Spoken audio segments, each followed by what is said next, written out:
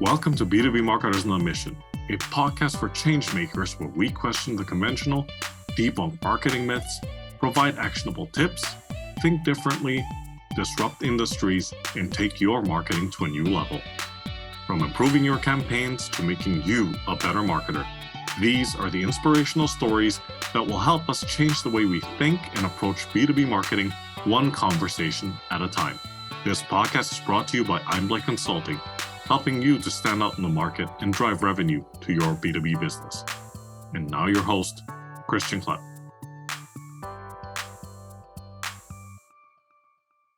All right, everyone. Welcome to this episode of B2B Marketers on a Mission. This is the show where we help you to question the conventional, think differently, disrupt your industry, and take your marketing to new heights. This is your host, Christian Klepp, and today I'm joined by someone on a mission to help B2B companies to crush their revenue targets and achieve their growth goals. So coming to us from the Twin Cities, Minneapolis, St. Paul, Minnesota, Deanna Shimota, welcome to the show. Hi, Christian. Thanks for having me. Great to be connected, Deanna, and I'm really looking forward to this conversation. So if it's all the same to you, let's dive in. Yeah, let's do it. All right. Fantastic. So Deanna, you're a seasoned B2B marketer, and you like to blend, I'm going to say, the art and science of marketing. I love that, right? The art and science to align with client goals and focus on achieving the results that businesses need. So for this conversation, let's focus on a topic that I believe has become a part of your professional mission: how B2B marketers can leverage demand generation for better results. So I'd love to kick off this conversation by clearing the air a little bit, because as you might know, people throw these terms around very loosely on platforms like LinkedIn. So please help us to define what the difference is between demand and lead generation. Yeah, I'm glad you asked, Christian, because this is terminology, demand generation, lead generation, that a lot of marketers and company leaders still think of as an interchangeable term that's the same thing. And I actually think they're very different. And I'll start with lead generation. So with lead generation, that's more your tried and true marketing tactics that we've all been doing for many, many years. And your marketing programs are only focused on the 5% of companies that are currently in market, meaning we need leads, we need them now. We're trying to uncover those opportunities that we can hand over to sales. With a lead generation strategy, typically you are asking prospects for a meeting and you're trying to pull them into your sales process. The challenge with that is it just isn't as effective as it previously was in the past, because the way B2B buyers make purchase decisions has changed drastically in the last few years. And that's where demand generation comes into play. And the difference with demand generation is that you're focusing on driving value, not just for the 5% that are currently in market, but also for the 95% of companies who are not looking to buy right now. Because essentially, if you're looking for high growth, those future customers are really important to your future growth. And so you're building out marketing programs, not just at the bottom of the funnel trying to capture the in-market opportunities, but you're creating marketing programs that are focused on building brand awareness and trust to create demand and ultimately capture it. So the real difference is, with lead generation, you're chasing after prospects, asking them for a meeting. With demand generation, you're working to build that trust so prospects ask you for a meeting when they're in market and they're ready to buy, and they're inviting you into their buying process. That's such a great answer. And it's so important to understand, to your point, what the difference is between those two. Because at the end of the day, and we've all seen those reports, right? I think the one that we talked about last time was the B2B buying journey that was mapped out by Gartner. And I think I believe there was another one by Forrester and McKinsey. And if you look at all of these, and I know that they're, I wouldn't say industry agnostic, but they're like the general B2B buying group. Yeah. For lack of a better description, the buying journey is not linear. It's pretty haphazard, right? Yeah, it's crazy. I mean, you look at that Gartner example that you and I talked about, and it goes forward, it goes backwards, it goes up, it goes down, and the whole point of it was, if you think that purchase decision process is a straight forward line, you're missing the way people buy today. Absolutely. And I think the statistics on these facts vary depending on which report you read, but it's anywhere between 80 to 90% of B2B buyers are not actively buying when they're online. Mm-hmm. And I think that was your point, right? And that's probably also where demand gen can really add value, because they are conducting their own independent research. They're looking for validation. They're looking for, I think that was your other point, social proof, a demonstration of expertise of said service provider. So there's a lot of like factors that come into play, right? Yep, for sure. Moving on to the next question. So you brought some of these up already, but mistakes and misconceptions. So you already highlighted one of them, but talk to us about some other mistakes and misconceptions when it comes to demand generation and what B2B marketers need to do to address those. Yeah, I think the biggest mistake that organizations are making on the marketing front is that they're only focusing on the short game, and that is the lead generation. And because they're so focused on, we need leads, we need them now, we have to hit our revenue numbers, which absolutely are important, and the struggle is real, but they're overlooking the long game and not considering the fact that if we don't get in front of these prospects well before they're in market to buy, we're going to miss the opportunity to make their short list, because Gartner statistics are saying that B2B purchasers are making up to 80% of that purchase decision before they ever engage with a sales rep.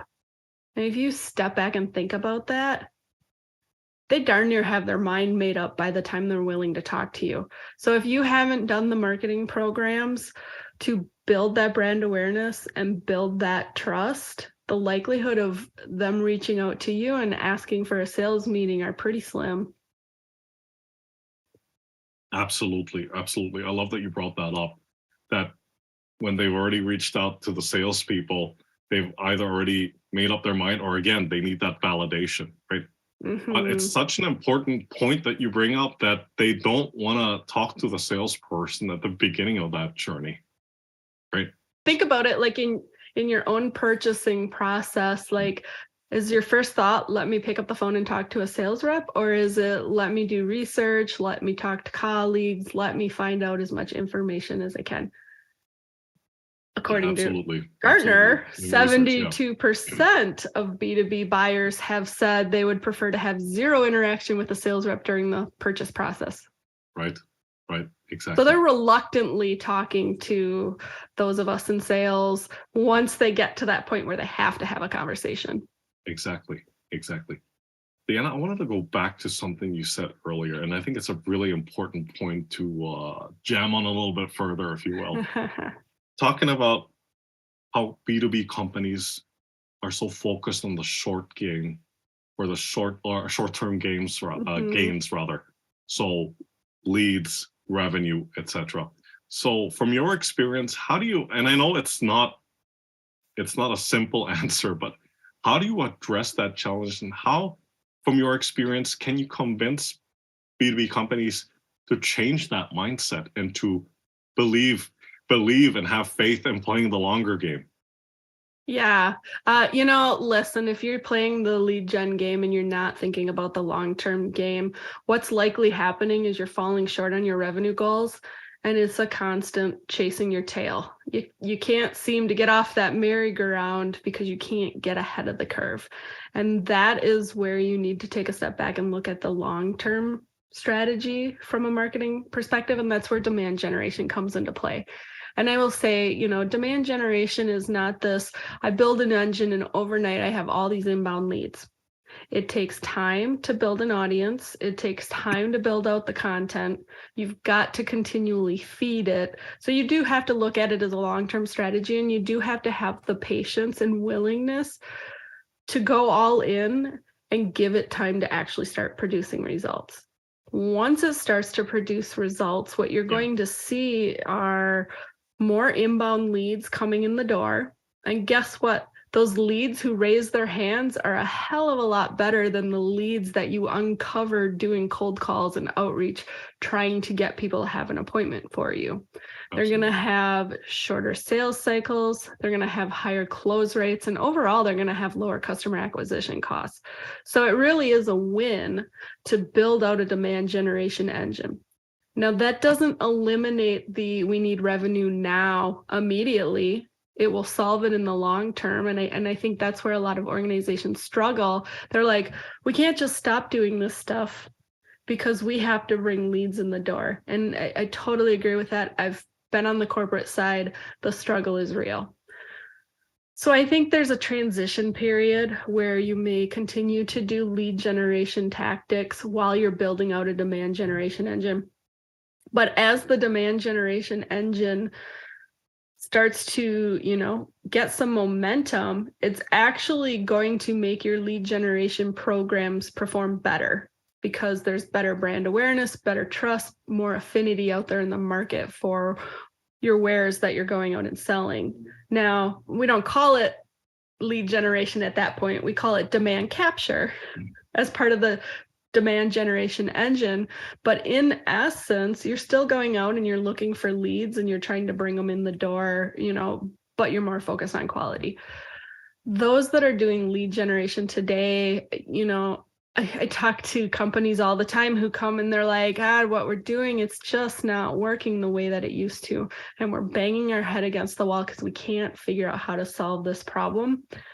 If you're putting content out there, for example, that let's say you had Forrester do a research study for you and you've got this really great 20-page report, you've paid a lot of money for it, you're really proud of it, you put it out there and you put a gate in front of it, meaning you have a form in front of it. I talk to people all the time who are like, I don't get it. They're coming to the landing page and the landing page is not converting.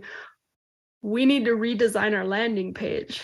And I'm like, you sure do. It's called get rid of the form because you are preventing the very people that you want to read your content, watch your content, listen to your content, because it will build trust and move them forward in considering you down the road. You're preventing them from doing that by putting a form in front of it. Yep. So it defeats the purpose. And those are the kind of things, like even when someone does fill out a form, and I'm not saying forms are the only thing that dictates whether something is lead gen or demand gen, but if I'm filling out a form to read your content, that doesn't demonstrate that I'm in market to buy. So as soon as you pass that lead on to your SDR team or your sales team and they start chasing it, they're going to be frustrated because the leads aren't closing. They're falling out of the pipeline. You can throw 500 leads at them, but if they're all garbage, it's a very expensive mistake to make. Absolutely. Absolutely. It's such a great point that you bring up. Talk to us about the importance of having a deep understanding of customers and their buyer's journey. And I think that's such an instrumental component, if I may say, of demand gen, right? Oh, it absolutely is. And, at GrowthMode Marketing, when we work with clients, the first thing that we want to look at is, okay, who's your ideal customer profile? Let us help you define it. Because I think you've got to be talking to the companies and prospects to understand, where do they seek out information and education? How do they typically go about purchasing solutions for their company? What are their biggest challenges and issues that they are dealing with, and why would they care about what you solve? And understanding those things, because I think if you can better understand your buying audience, it gives you the ability to hyper focus in creating that story that you're telling them, which we like to call a unique point of view, and hyper focusing that content. So everything you're creating speaks to those points that matter to that buyer. And so instead of trying to be everything to everyone, which doesn't typically get great traction, especially if you're in a very crowded market, you can craft content that actually will resonate. So I think it is so important to have a deep understanding of your customers and their buying journey. Absolutely. Absolutely. And on that point, another question would be like, when was the last time you were on the website of a company, and you can take your pick which industry, and you spend like 5 minutes on their homepage, and you can read it 3 times, and you still don't know what they do. Oh my goodness. Right? I feel like 99% of companies, and as a marketer, I have always told people, if I can't within 5 seconds understand what it is your company does, you have a messaging problem. And they're like, well, we clearly outlined it. It's like, no, you don't. And I have talked to you. I actually know what you do. And I'm still telling you, I don't know what you do when I look at your website. Is so common, such a mistake that companies make. And I think, they try to come up with fancy taglines, and sometimes it's like, just clearly state what it is you do, so that when I come there, I know that you are a software that solves this problem. Absolutely. Or that trend where they tend to change the name of something into some fancy branded name, because that'll make it unique. But, it actually then has the, reverse effect, right? It actually just confuses people. It's like, okay, so what exactly does this team do? Right? Yep. And then you're trying to remember the name because it's so complicated. Correct. That's also a great segue into the next question, which is, how is the way that B2B prospects buy changing, and what should companies be doing to keep up? And I think that's such a pertinent question, because my goodness, like, how much has changed in the past 3 years? Not necessarily just because of the pandemic. I think the pandemic accelerated a lot of this, but also everything's become more digitized. The market dynamic has completely changed. But yeah, over to you. Yeah, it really has changed in the last few years. And I think, the pandemic certainly helped fuel it, because you think about when it felt like the whole world shut down and we all, went remote. Suddenly, from a sales and marketing standpoint, you didn't know where those people were located anymore. You didn't have their phone numbers to reach out to them. You couldn't send them direct mail packages. You couldn't meet in person. And I think as people adjusted to a remote world, they started to realize, hey, I don't actually have to talk to the sales rep. I can do the research online and I can find these things. And I think the companies that excelled during that time, they immediately embraced the fact that the way our sales reps sell right now has to change drastically. And all the statistics were coming out that people were consuming way more content online than they traditionally had.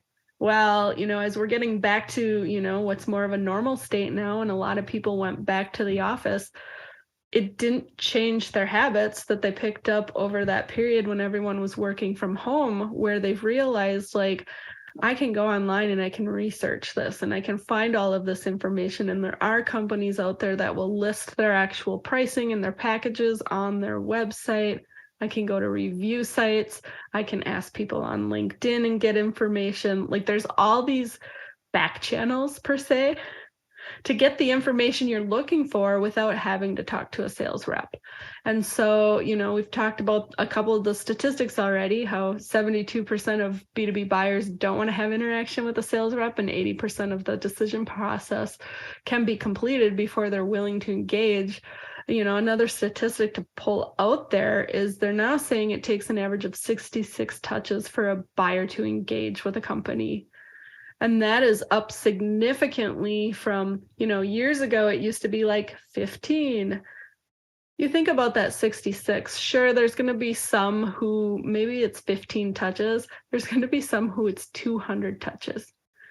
And that doesn't mean, okay, I'm just going to cold call them and leave a voicemail 66 times, or I'm going to throw 66 emails their way and they're going to be ready to talk. Like, it's so much more nuanced and complex. But I think the key takeaway is the way that people buy has changed. And that means the way that we market needs to evolve to support that. 100%. You'll forgive me if I don't remember who said this, but there's a saying out there that says, we innovate or die, right? We innovate or we die. And I just want to go back to those statistics that you brought up, because I think they're worth mentioning again. So there was 72% and there was 80%. So 72% of buyers preferring to conduct their own research and not Yep. not be in They'd touch prefer with not to salespeople, talk right? to. Yep. They'd prefer Yep. not to talk to a sales rep at Right. all. Right. And then, sorry, remind me what the 80% was again? Up to 80% of the purchase decision process has been completed through digital avenues before Right. they'll choose to Right. engage with a sales rep. Exactly. Yeah. So that was another interesting statistic, the 80%, right?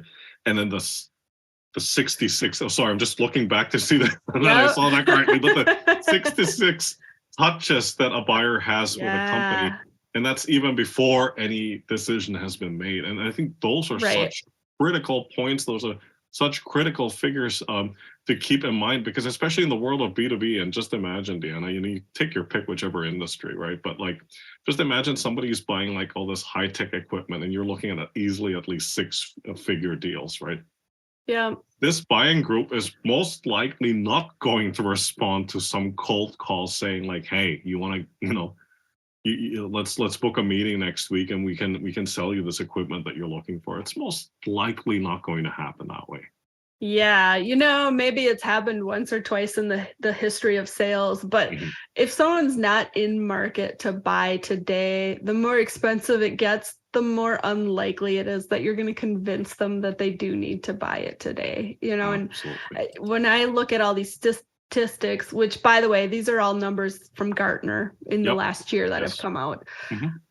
I think to me, what that means is that companies really need to work to build out a digital footprint to become their best sales rep. That doesn't mean it replaces the sales reps. Sales reps still have an important job. If you'd prefer to say your best sales tool, fine.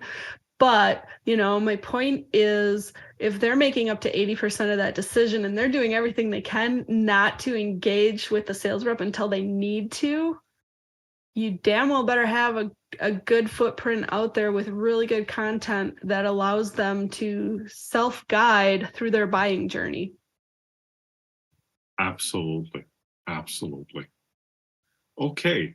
Moving on to the next question, which I like to call the Lego question, because it's breaking it down into its parts, as it were, right? So break it down for us, please. From your point of view and from your professional experience, what does a good demand gen strategy look like?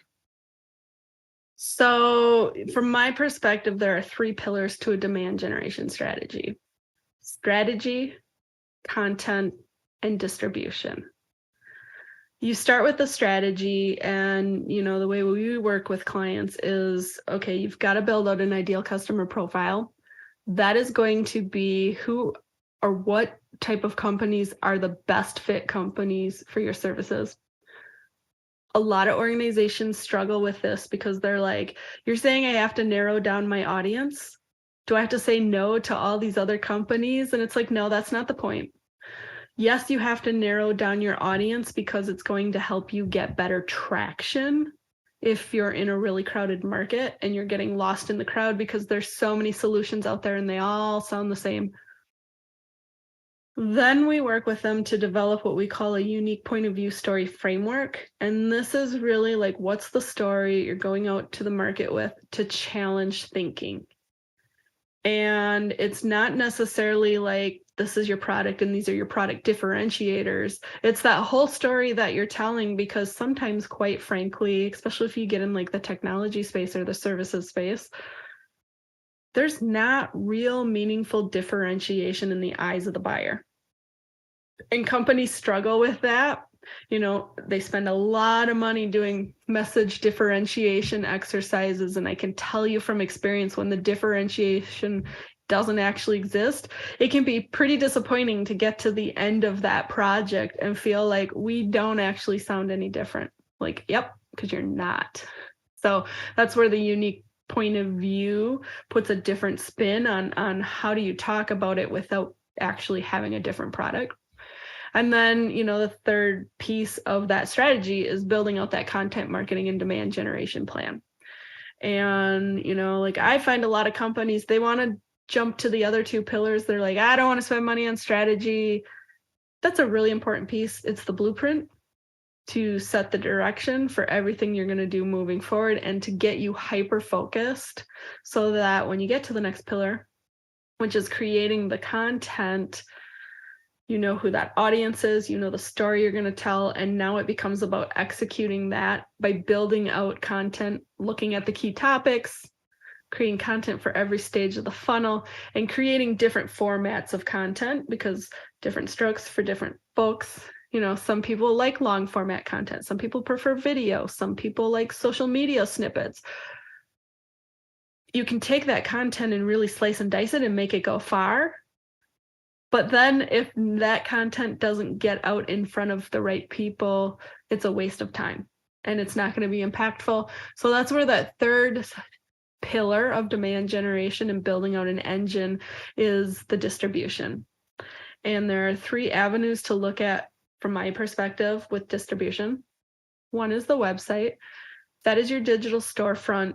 You've got to have good content in there. You've got to have content loops. Like, the goal is to get people to your website to consume as much as you can get them to consume, and to keep their interest so that they look at a lot of different things and that they get all the answers that they want out of, you know, I'm interested in your product.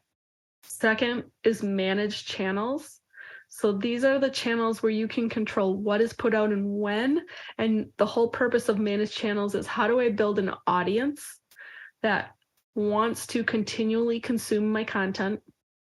So think about it like, you know, this podcast is a great example of a managed channel, webinar series, blogs, email campaigns, digital ads, all those things that you can control.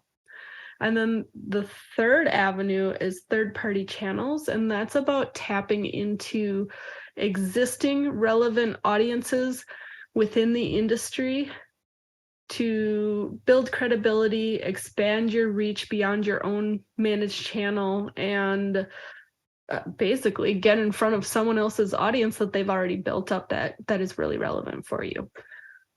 So, you know, in a nutshell, like, that's how at GrowthMode Marketing we look at demand generation, is like there's a process to it, and it's about getting in front of your ideal customer profile so that it appears like you're everywhere they are. Spare with me for a second here while I take all this in. I know it's a lot. my hand is getting sore from all this note taking here, but this is so great. So thank you so much for, well, doing what you were asked to do, just breaking it down, and that's exactly what you did. I mean, this is such a great approach. I mean, clearly, first of all, with the strategy, and then the content and the distribution. And I had an analogy I wanted to throw in there, because I've encountered that myself with a couple of prospects in the past, where they want to skip the strategy part, go straight into execution, because, you know, they're in a time crunch and they want leads and they need revenue and all that, right?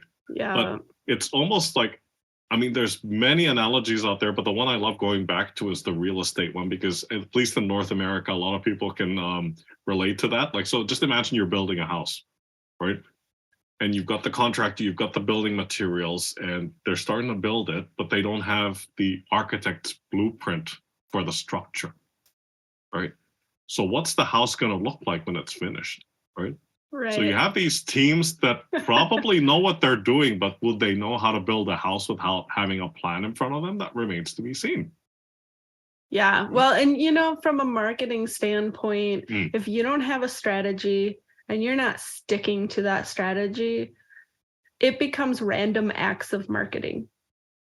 And random acts of marketing very rarely add up to great results, because you're doing a little bit of this and a little bit of that, and there's no real focus and no real intention, even though marketing teams are doing this with the best of intentions, you know, and they think they're working towards goals. But if you're not stopping and saying, does this activity move the needle?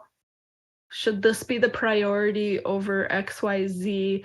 How does this all work together to support that mission of high growth?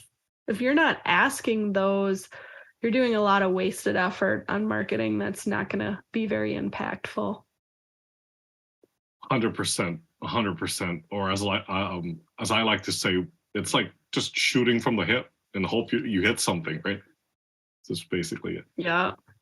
All right. So we get to the point in the conversation, because this show is also very much about actionable tips. So Deanna, and you know this better than I do, demand gen is not something that you can achieve overnight, and let's respect and appreciate that.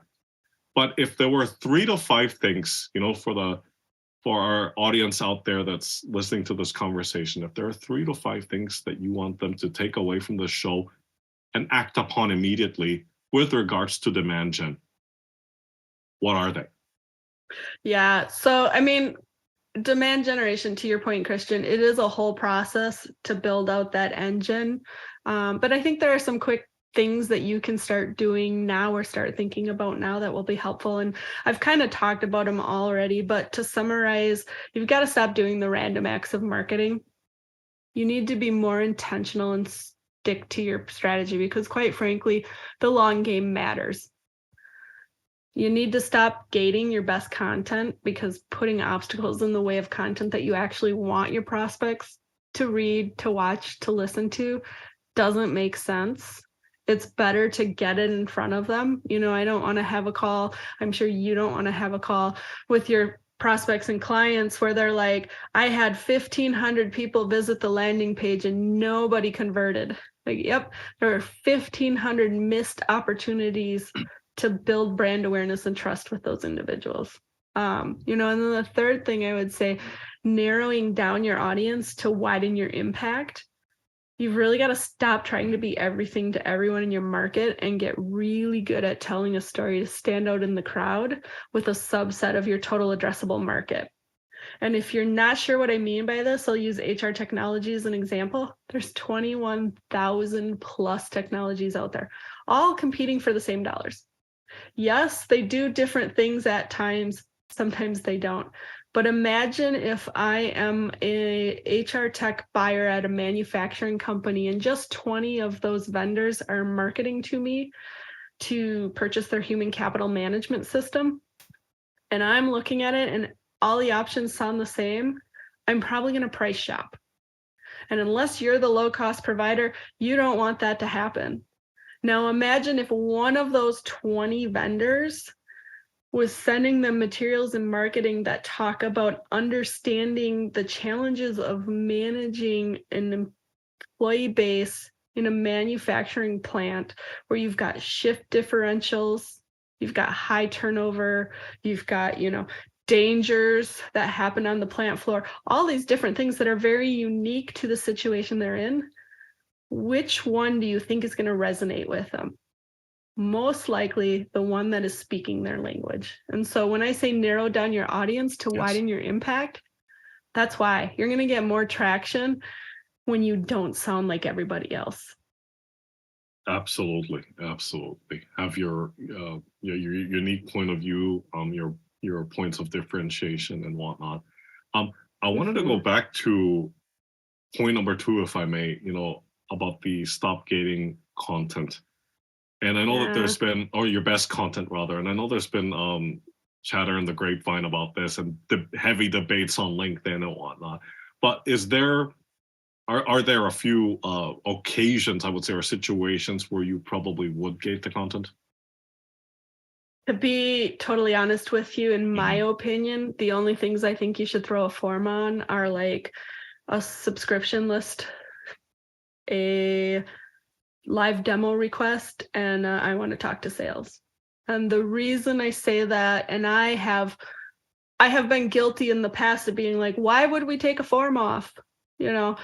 We want to collect that contact information. We want to know who's seeing this stuff. I have totally changed my tune. We coach our clients on this. Like, really, if it's really good content, don't you want them to see it? Isn't it better that they see it than you get their email address? Because there are other ways to find the email addresses. Yeah. And you can cheat the system. Lists. Yeah. Right. You can cheat the system. There are tools out there that can help you get a better idea of who's actually looking at your content.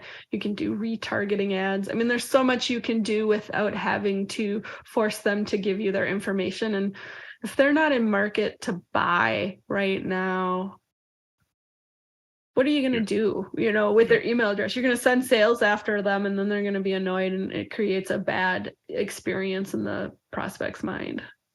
Yes, that is what I believe is called, let me think. Oh, spam. right? So right. We've gotten a reputation as marketers and sales professionals because of the tactics we've used in the past. And I think people are just tired of companies trying to push the sale on them, you know? Yeah, exactly. And I mean, it's going back to one of your previous points, is that like everything else, marketing is also a discipline that needs to evolve, right? It needs to evolve with the times, right? Yep, Okay. for sure. Moving on to the next question, love it or hate it, but at some point you have to prove to somebody higher up that what you're implementing is working, right? So what are some of the metrics that B2B marketers need to be paying attention to when it comes to demand gen?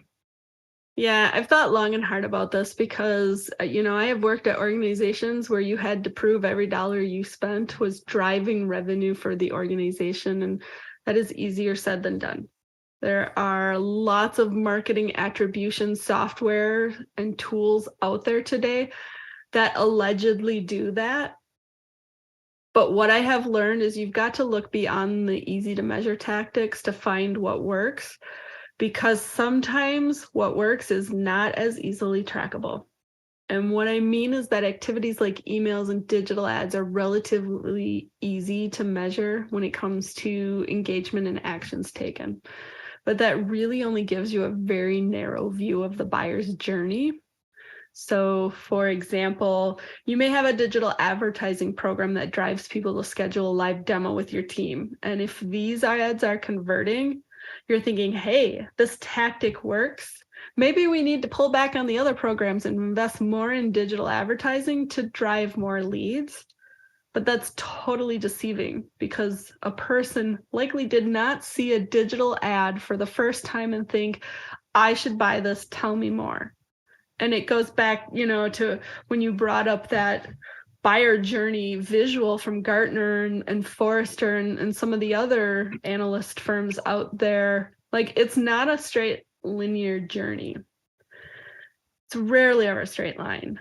And if the Gartner research is accurate and it truly takes an average of 66 touches before a prospect pays attention to a company, there are likely many other marketing programs that factor into the person ultimately clicking on the digital ad.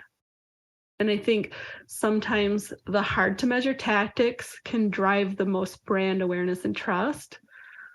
For example, you don't know who listens to your podcast on the regular. You don't know who is reading articles and content you have out there in many cases. And you don't know who is stopping to scroll to read posts on LinkedIn, but not actually liking or commenting on it.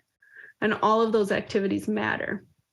So it doesn't really answer your question, but I think when looking at what to measure, you've got to be sure to look at all the programs and find ways to measure engagement levels beyond someone filling out a form or saying, I'm ready to buy.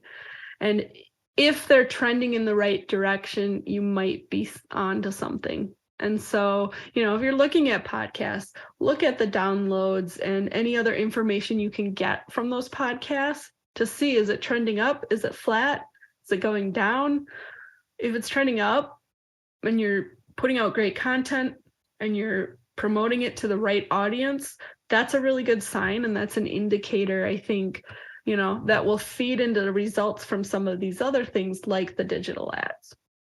Absolutely. Yeah. That was such a great example, like with the podcasts, right? Because one of the things that we don't look at, or I don't look at personally, are the number of downloads, because those are vanity metrics. I mean, you see a lot of people going like, yeah, we got these many thousands of downloads and whatnot. But one thing I do look at, which I think is really important, because it speaks to, I guess, the engagement and the level of quality of the content, is the completion rate. So how many people are listening to the show from start to finish? And very rarely do you see 100%, but if you see ours are anywhere between 75 to 75% and up, which is already a pretty good indication, because some people don't listen to the show all the way to the end, right? Right. Yeah. And there are some, and I think that was your other point, all hail those people that don't engage with you, because I get a lot of emails or messages from people that said, hey, I listened to that one interview that you had with so-and-so, and that was such a great show, but these people never liked, never commented, never shared, or anything like that, right? Never did any of those things on platforms like LinkedIn. But that doesn't mean that they're not engaged, right? Exactly. And I think a way that you can kind of capture some of that understanding is to just build self-reported attribution into your lead capture and sales process. So, when a lead comes in, ask them on the form, how did you find out about us? How did you learn about us? Give us as much detail as you can.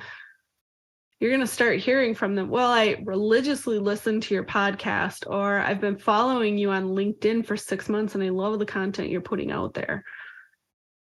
Also, like when you have the actual sales conversation, ask them again, and get more detail. And I think that can be really insightful, because if you're using the marketing attribution software and it tells you they came in from a digital ad you ran, that's great. The digital ad played a role in it, but then you talk to them and you find out they've been listening to your podcast for months and have consumed multiple episodes. That's the real driver of why they reached out to you. And it's important to know those things and to be able to convey that information to the leadership team and the board of directors and the investors, so they understand why you're making investments and spending a lot of time building out some of those, what some will call dark social channels. Absolutely. Okay, Deanna, this is a chance for you to get up on your soapbox if you haven't been up there already.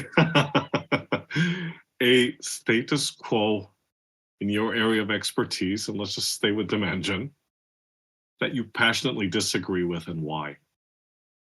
Yeah, I feel like I've been on my soapbox. We've been talking about it the whole time, but I think, what I disagree with that is status quo at a lot of organizations still is that lead generation still works.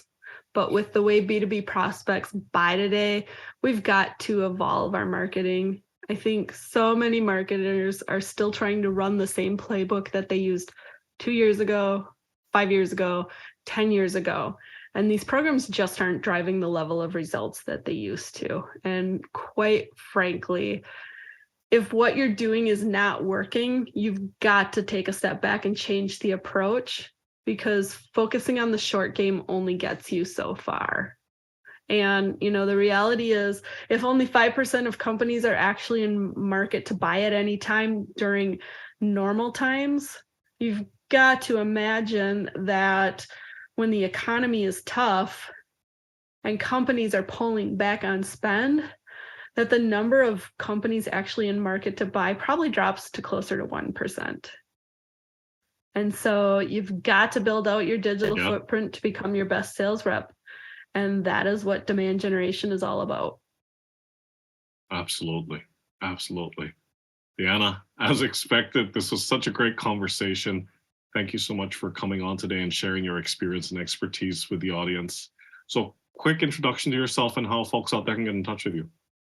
Yeah, so I am the CEO of GrowthMode Marketing. We're a demand generation agency that helps B2B technology companies break through the clutter of a crowded market so that you can crush your revenue targets.